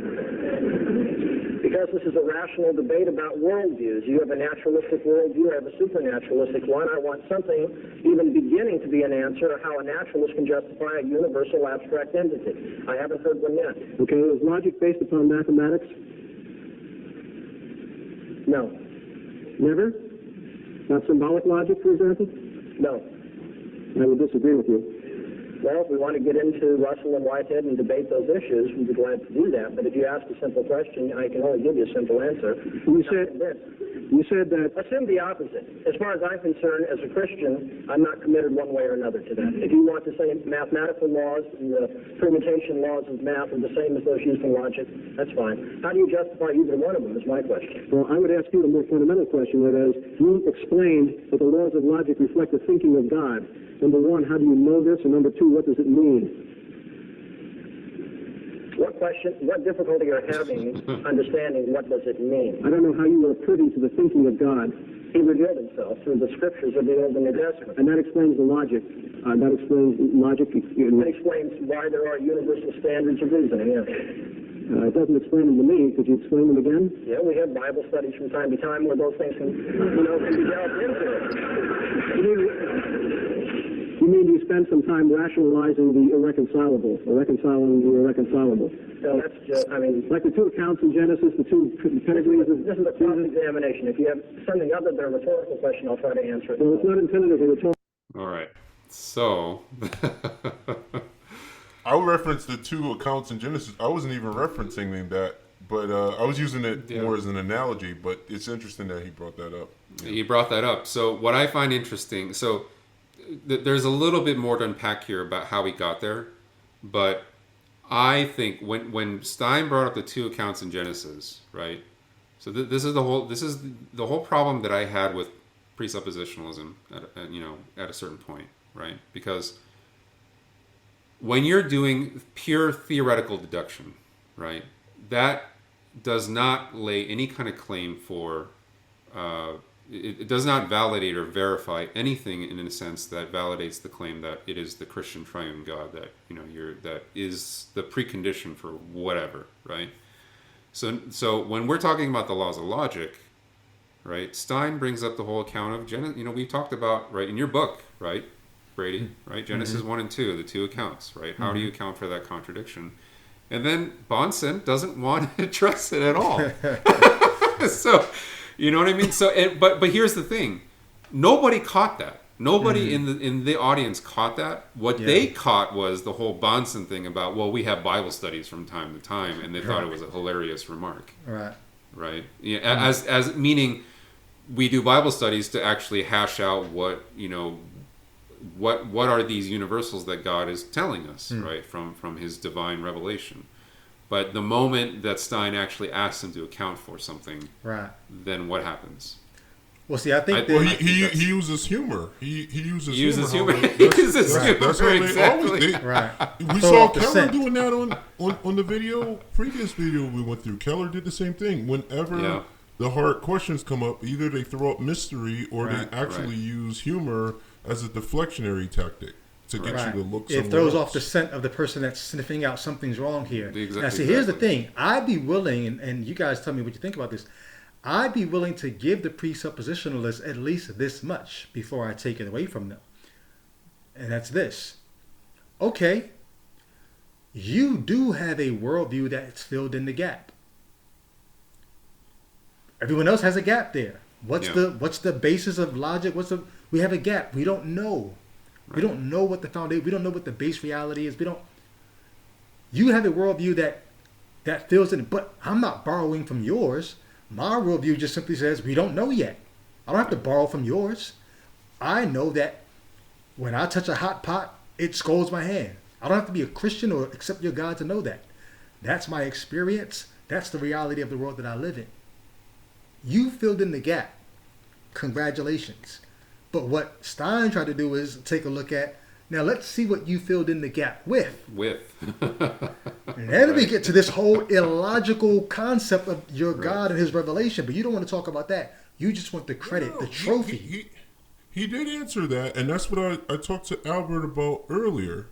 Was he says that the laws of logic are based on the way God thinks, and I said, that's Stein did press him on that in this clip, but Stein didn't go far enough because I don't think he knew his theology. Oh, you mean when Stein asked him, "Can your God basically just say anything?" No. Stein asked him what he asked him to make that intelligible. What do you mean the laws of logic are based on the way God thinks? And Bunsen, if you listen to it, never really. He does answer it. He talks about the scriptures and stuff giving us, but that's not the way that Bunsen was using it in the argument prior to him asking that. Mm-hmm. He was using it. Let me reiterate just for Brady. Okay, this is what he says. Dr. Stein says, "Well, I would ask you a more fundamental question. That is, you explain that the laws of logic reflect the thinking of God. Number one, how do you know this? Number two, what does it mean?" So go ahead, Jay Witt. Sorry, I didn't mean. Yeah, and so no, that was a great introduction because you clarified it. Because the language was it reflects, like the laws of logic reflect the way God thinks. Now here's the problem. The thinking of God. You start getting into an ontological issue. That's what I was talking to Albert about. Because once you start talking about thinking, we're employing basically anthropopathic language. Anthropopathic language as opposed to anthropomorphic where you speak of God as having ears or eyes or something like that. But anthropopathic having more to do with, as the path implies, like emotions, other kinds of things like thinking. That kind of language is in Christian theology seen as a condescension. Right. So it's not seen to be absolute. So that when you use the term think, like that they reflect the way God thinks, what exactly are you saying there? I mean, if you're an astute enough theologian, you can actually start pressing that button a lot more than Stein was prepared to do. I mean, are you getting where I'm taking this, Brady? I'm getting it, but I want to tie that into, at some point, Stein began to ask him, basically, can your God just say anything to you? Like, will you accept anything God says? Because if the laws of logic reflect the way God thinks, if your God is thinking illogically, what do you do with that? Well, what do you make of this, Brady? This is why I was talking to Albert. Albert, feel free to cut in whenever you need to. I was talking to him about the nature of thought and how it almost implies finitude. I shouldn't say I spoke with stronger language earlier, because I said to think, it basically within itself is the implication of the lack of omniscience. Now, I thought this was a worthy debate, and we were discussing it, but I said, we can't really separate thought from our finitude and our lack of knowledge. Because whenever I have to think about something, I have to pull something out of my memory go back to what Lane Tipton said a minute ago when he was trying to separate Van Til's thought from Hegel or from any other idealist. He said, with God, God is fully actualized potential. Right. So where would the room for thought actually be? If so God's thinking, yeah. Thinking is a process, right? It actually involves time as well. Yes. And so if God is fully go ahead. Yeah.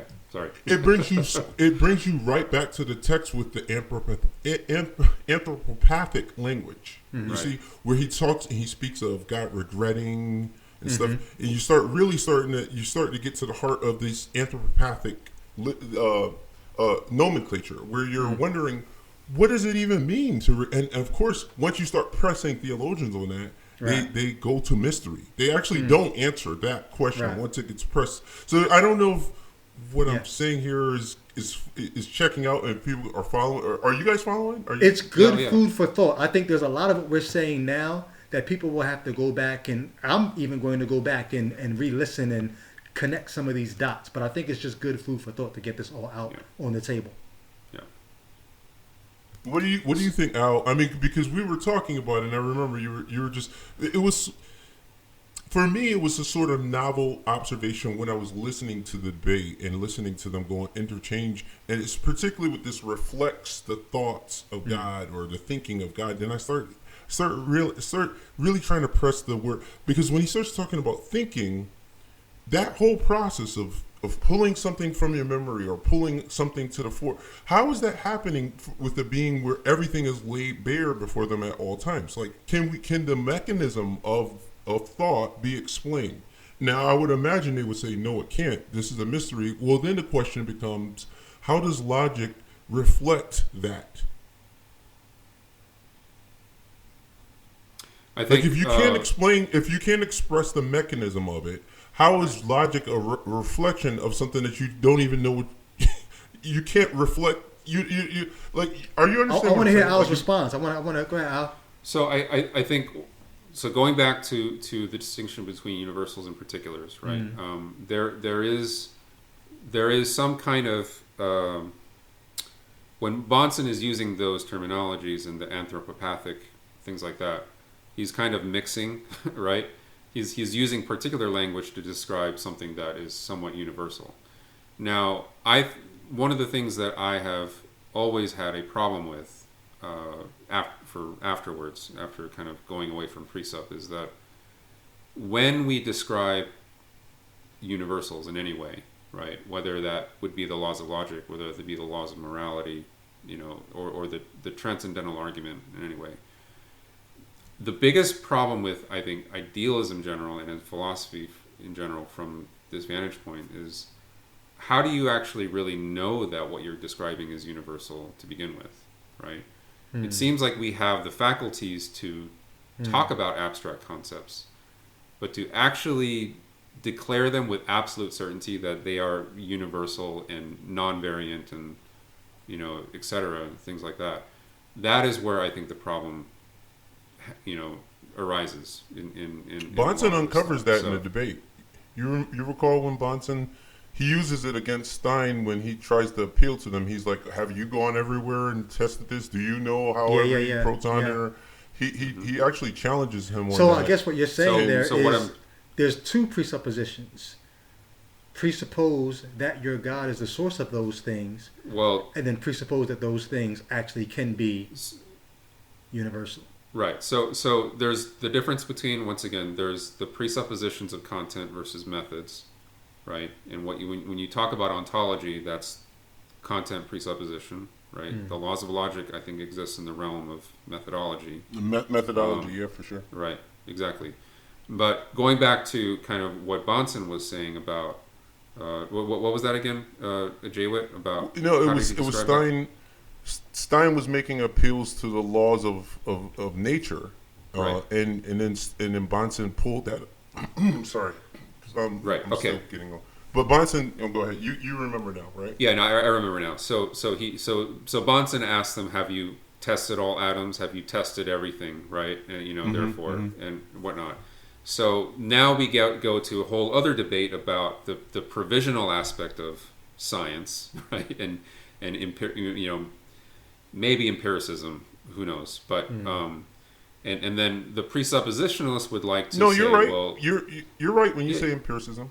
I Yeah, think yeah, Stein, yeah. Stein agrees with you on that. He would say yeah. So correct. So, and the people like Monson, presuppositionalists, they love to kind of harp on that. They're like sharks. They go after that because they like to critique the fundamental foundations of sense perception, right? Because they would claim it's circuitous in that way, etc. Things like that. But the point I'm trying to derive to is that the majority of people, like, unless you're debating David Hume, who literally rejected all innate ideas, right? That people don't have epistemological systems, right? The majority of people out there don't. I don't. I don't think Gordon Stein even had one, right? So when they're kind of attacking a bit of a straw man here, when they're going after this and they're saying, well, have you tested all of these things, and can you how and then you're going to talk about science as if it's true, right? Those kinds of problems that they like I would think they thought you fell into their web when you say that, though, because I think the presuppositionalists, that's precisely their point. Their point is that you don't live in consistency with what it is that you say you. Oh, no, I'm not saying that they're right. I'm not saying they're right. But that's the thing. Only if your presupposition, if you claim your presuppositions are in fact what they're attacking, right? I don't think Gordon Stein has worked that out. I don't think most people have worked that out. When you look at the amount of debates out there, the Darth Dawkins guy, right? When he's trying to get them into a corner and get them to admit something, right? They're being absolutely honest when they say, like, I don't know. Yeah. Sure, I have probabilistic. I mean, but you do understand why the presuppositionalists at this point continuously thinks that they've won, because they're saying what they're saying is, yes, you don't know, and they're acknowledging that you don't know, but they're saying that you're making statements and you're in other areas you're making claims and statements that seem to imply that you do know. You see what I'm saying? I'm not saying I agree. Sure. I think it's important for the audience to even understand. I'm not saying I agree with what they're saying, but for the sake of conversation, as how would you respond to that? Honest with for the sake of conversation, believe as I can be, and I think that I would press you if I were a believer at this point. I would be pressing at that point. I would be let's let them respond though. You're acting like a presuppositionalist right now. Actually, yeah, for sure. So the way that I would respond is that no, epistemic certainty is not something that people have. Like, the majority of people don't have that. What I'm trying to say is that there's an aspect of. You have to understand what the presupposition is working from. They're working from philosophical models that have been in vogue, right, and canonized and whatnot with certain philosophers, like, through the ages, right? Skepticism, right? David Hume, right, etc. Here's the problem, right? What I hated the most. Like, as when after I left the faith and I look back on how Christians deal with philosophy, what I hated the most was not only use usually very unfair treatments of philosophy, and they don't approach philosophy the way other people do approach philosophy. And even I would say even Arthur Holmes, right? He was the philosophy professor at Wheaton College. Watch his lectures. He's a great teacher of philosophy, right? You don't approach things like in a way in a kind of absolutist way in every way. That's not how you approach philosophy. That's not how you approach questioning things, right? And asking questions, right? And my problem is when I read David Hume, right? I'm not an empiricist, right? I don't agree with his ideas that there's no such thing as innate ideas, right? But when you read the particularities of his argumentation, though, for why you can't be certain that there is a certain causal connection between, let's say his standard example of the billiard table, right? When the cue ball hits the 8 ball or whatever, right? When he describes why we can inject some amount of skepticism into whether or not we can establish causal relationships, he's actually right, right? He'll describe other things as well, and he's very, very sharp and extremely well at elucidating the problems that we have when human beings, as people, as fallible, finite, whatever you might call it, that we assign causation so easily to things, right? So what can we learn from David Hume, even though we don't need to necessarily ascribe to his epistemological commitments, right? This is why it's so infuriating to be in a conversation with precepts, because they are demanding you to actually make absolutist claims when, number one, you probably have never thought about before, and number two, when it's just so abstract. Right. You can't, Right. you can't, like, how do you make those commitments right on the spot? Gordon Stein. Yeah, go ahead. Yeah. I was just to say, and they often they'll harp on the philosophers because the philosophers name the problem, but they won't harp on the philosophers' humility and willingness to live with the problem. They'll say, "Hey, Hume talked about the problem of induction," and then the conversation ends there. Right. And then they'll go on to the Christian answer, as opposed to recognizing what Hume did say. Hume's, if you can call it a solution, or at least his resolve was probability. Like, we can have a degrees of probability. So to what Jay Witt was pressing a minute ago, the unbeliever doesn't live with certainty, even if it looks to the Christian like, "Hey, you're banking on the certainty that I have." No, I'm banking on the probability that tomorrow will be like yesterday. I'm going to push back some. Go ahead. Because I think that the presuppositionalist is ultimately saying, like, that, like a Bonson, for instance, I don't think he would assume that every Christian has the mental furniture in place to deal with all of these things concretely. But what he would say is they have the categories that are necessary to deal with everything in life. And what they would say of the unbeliever, particularly of the atheist, is that you actually, whether you have the language or not, is not as important as if you have categories in terms of your worldview. No, I'm not saying that we agree with this, but I'm saying this is what they would say. So they would definitely say that you, if I could finish ahead. this up. Yeah, finish it. They would say that you don't have categories that are large enough or that are even adequate to deal with certain categories of life. Now, whether or not you can explain that, I don't think any presuppositionalist, we run into the arrogant so-called presuppositionalists on YouTube and so forth. But I don't think that a person like Bonson or Van Til would claim that every Christian has the actual proper nomenclature or education. But they would claim that they all have the necessary categories in their worldview. The necessary presuppositions, right? The necessary presuppositions exactly. in order to make... Presuppositions is the language. Right. Yeah. But, and when I'm speaking of basically two large categories, I'm talking, I guess you would call, you've already named other alternatives, or synonyms, but they would basically speak of, like, things that are empirical, or just kind of can be observed in the physical world through physics and so forth.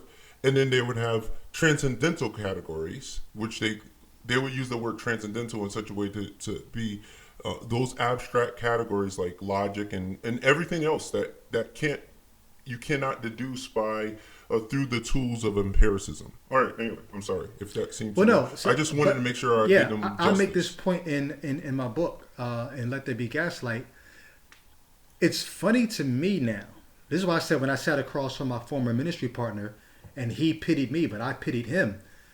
Because in the same way that he thought I was borrowing from the Christian worldview to talk about us doing good to each other, I think the theist is borrowing from, I don't necessarily know if I want to say the atheist worldview or the non-theist worldview, but I think the theist is borrowing from the fact that we all have experiences where, to me, they're not presuppositions. I would say it's post-suppositions. We come into the world gathering up experiences, and through gathering these experiences, we develop this expectation or this probability that tomorrow will be like yesterday or today. And these are things that just, it's part of our common experience. And based on that common experience, the religious writers from yesteryear, they built their religion off of our common experience. we're not borrowing from the theist. The theist is borrowing from the fears, the hopes, the joys, the wants that we experience as human beings, and they build their religious ideas on that. And then come back to the non-theist and tell the non-theist that we got it from them. Like, no, the religious got it from you. You're a human being. This is part of our human experience. And so, I don't know. I say that to say, for the person that would want to tell the non-theist that we're borrowing something, no, you're just banking on something that's common to human beings, and you're going and scribbling your God's name on it, saying mine. What did Bonson say? He's borrowing from my worldview. Like, what do you mean my worldview? sounds like a toddler on a playground. Mine, it's mine.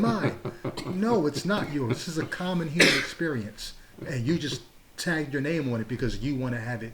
You want the that's what I said earlier, right? When I said they uncover problems that are real problems for everybody. They just, at the end of the day, they claim to have found a resolution or whatever. But I do see I don't know, I guess there's a part of me that I understand the nature of their argument on some level. I guess I sound too fuzzy, but I get it. I mean, these are real problems. Like like in this realm, from where I'm standing, I can't really account for certain things. I mean, I think that's just what you call intellectual honesty. It's like, I don't claim that I can account for everything, but I'm not saying that they have the answer. But I'm just saying they do they point out. Go ahead. I was going to say, can we play this clip from Gordon Stein real quick, and then we can introduce point 6. We've spent a lot of time talking about logic, and yet I'd like to know why, and this is not a question that's addressed right now for an answer, but just as a put out for future response, why has Dr. Bonson stressed the laws of logic so much when he's refused to apply them to the existence of God? I'm not so sure that it's even falsifiable, so therefore it isn't even a statement that can be tested in any way. He has stressed the laws of logic because he knows that there's no explanation for the laws of logic that philosophers agree upon. This is a trap, in effect. I may have fallen into it. If so, fine. The point is, it's not relevant to his position. To say he doesn't have an answer to the laws of logic either. To say that they reflect the thinking of a God is to make a non-statement. First of all, he doesn't know what the thinking of a God is. All he knows is what has been said by men to be what they thought the thinking of a God might have been many, many years ago. Maybe, if we keep granting all the possible things in his favor. Okay. So he said several things in that clip that we touched on all night long. One, you keep claiming that your God is the basis for logic, but your God is illogical, and how do you even know what your God's thinking? What does that even mean? Jay Witt talked about that. But then 2, the gotcha. He said philosophers have never come to agreement on what the basis of logic is. So you're going to use that gap in our understanding and stick your God in it. And I fell into this trap that you set, but you really don't have an answer, just like I have an answer. The Christian thinks that they're not reasoning in a circular way because they put God at the beginning of their linear, what they think is a linear process. So God's at the beginning, and then we think straight from that. We think like his thinking. We go back to his thinking. The non-theist says we don't know what's at the basis. All we know is what we know. All we know is what we sense and what we experience and what we can rationally make. And so they say, oh, but you have a circle. Yeah, but you have a circle too, because how do you even know about your God? Men told you about your God. You trust your mind, your ears, to take in this information from men who were just as limited as you.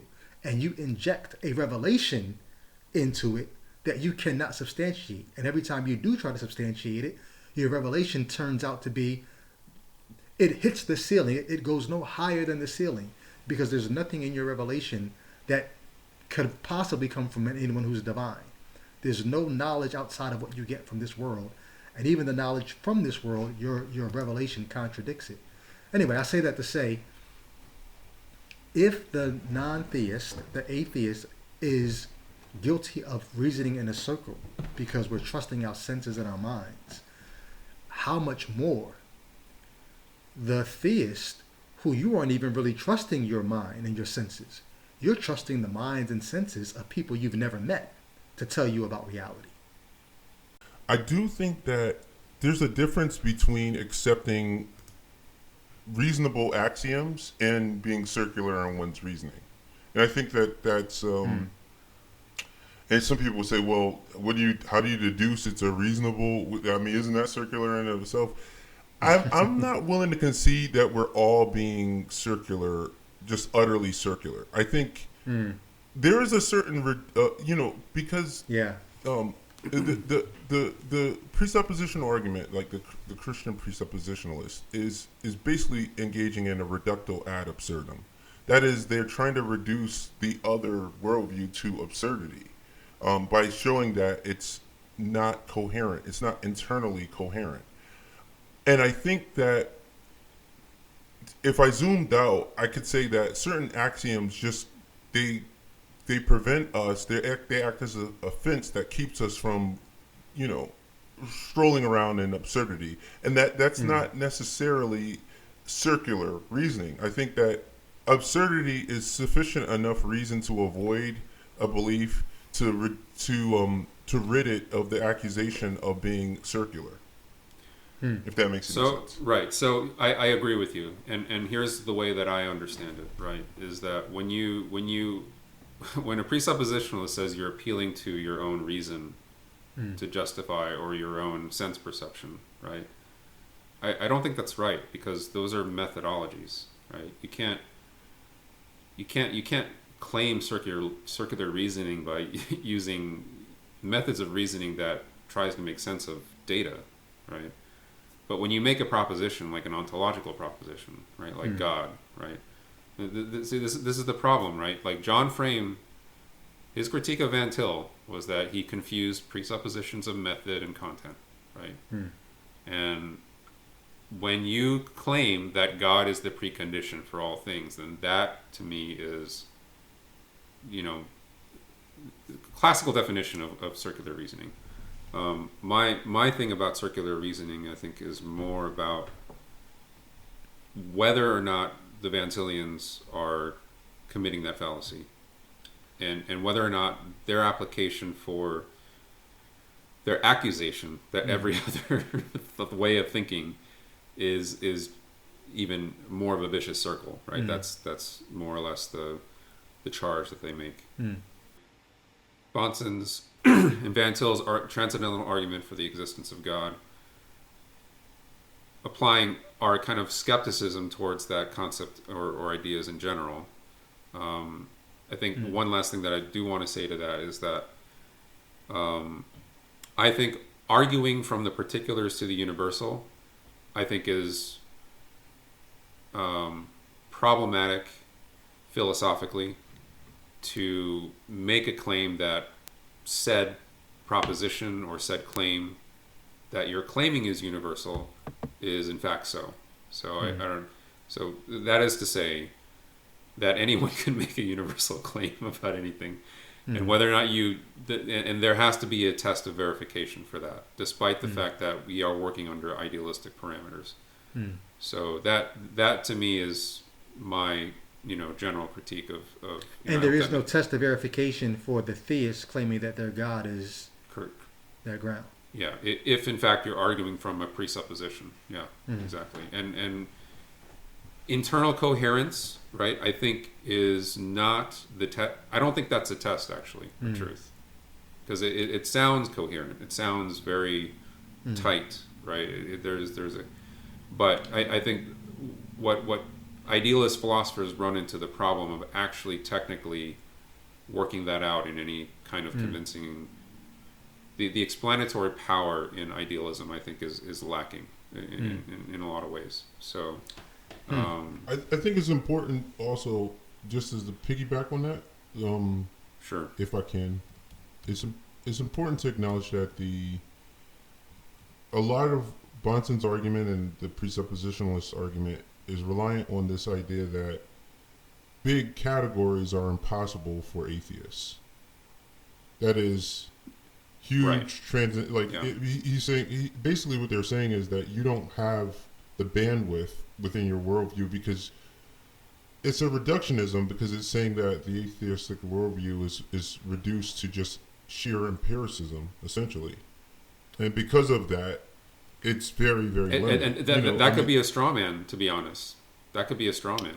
I don't know anyone. I'm not certain. I'm not certain that it isn't a straw man, because it sounds like he's almost using empiricist as a synonym for atheist. He's saying like that all things that you know have to be based on observation because you're an atheist, and it's like I'm not sure that anyone that's a subjectivist charge, right? Anybody can make that claim, any supernaturalist, right? Or any whether or not like an atheist he's assuming that the atheist is actually rejecting committed to that. The Christian God. Well, I'm this is my guess. Now you can push back on it, but it seems that Bonson and a lot of these presuppositionalists are assuming that the atheist or agnostic is rejecting the Christian God or gods of any other religion on a basis of empiricism. They're rejecting them because they can't. You guys get what I'm saying? Like, it's like they're assuming that's what's going on. Right. It's not a one-to-one correlation, or it's not because I use empiricism to get me by in the world does not mean that I use empiricism to deny God. Mm-hmm. Would you agree with that? They can be two separate things. Oh yeah, absolutely. So to borrow David Hume's argument, once again, I'm not an empiricist. I actually believe there are probably innate ideas that we have.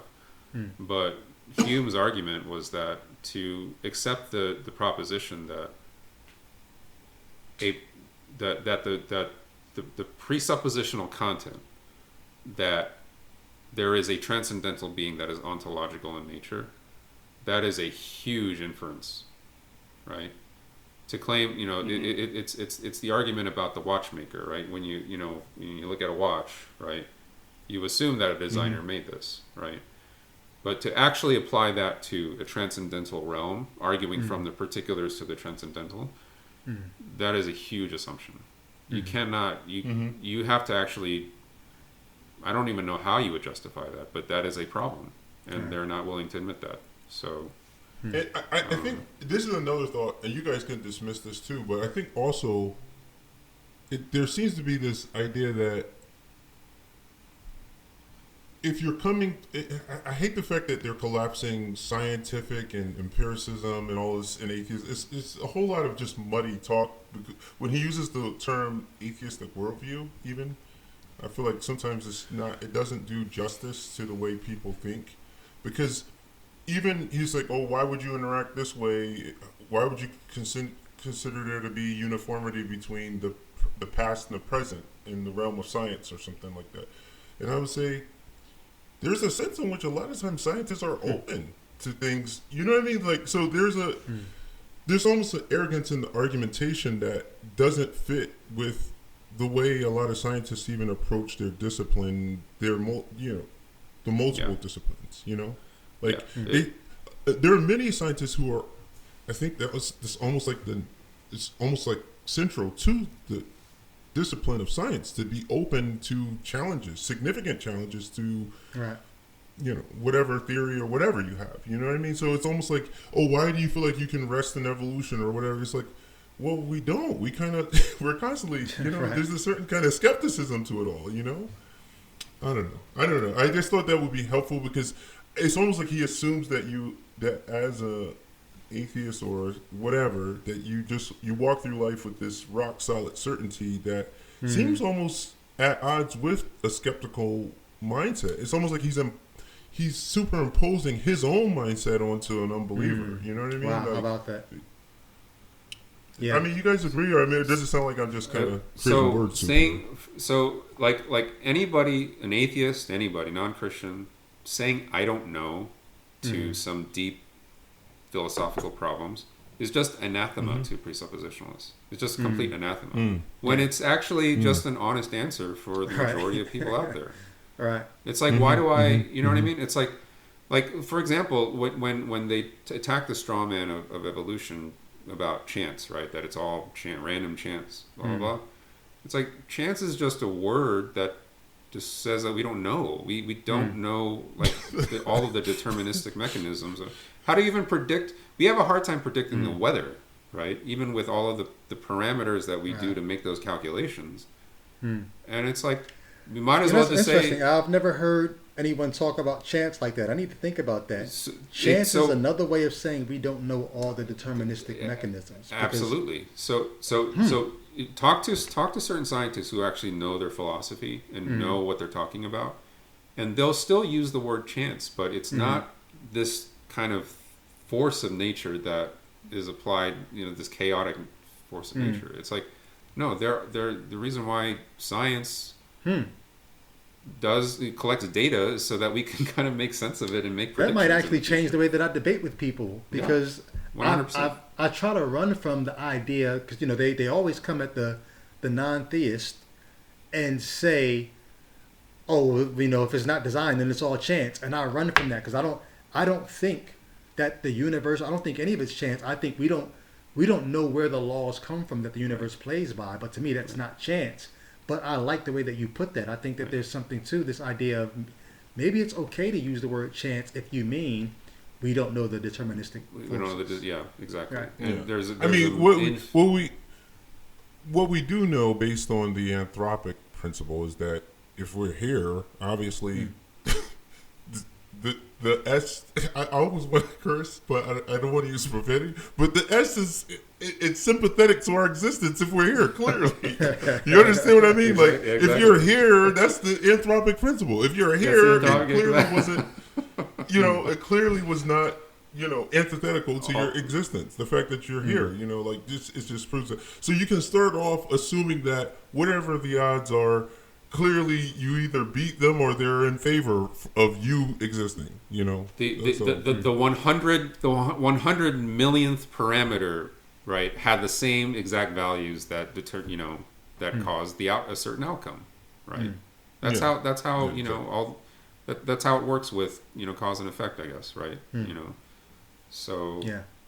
Well, let's throw it to the viewers.